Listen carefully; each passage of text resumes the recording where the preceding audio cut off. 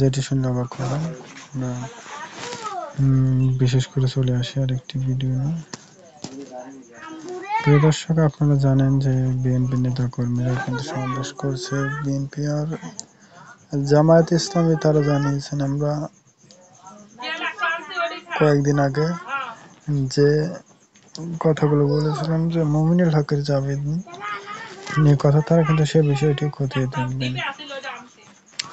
তো মুমিনুল হকের জামিন নিয়েও কিন্তু তারা অনেক কথাই বলেছে, আর সোশ্যাল মিডিয়া, সামাজিক যোগাযোগ মাধ্যমে কিন্তু তোলপাড় সৃষ্টি হয়েছে বিষয়টি।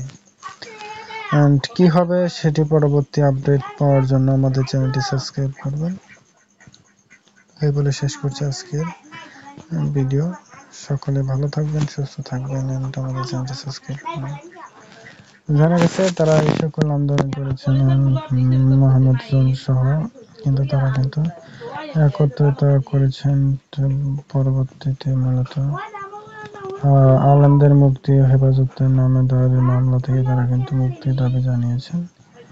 পরবর্তীতে তো আপনাদের কি মতামত অবশ্যই জানাতে ভুলবেন না। সবাই ভালো থাকুন, ধন্যবাদ।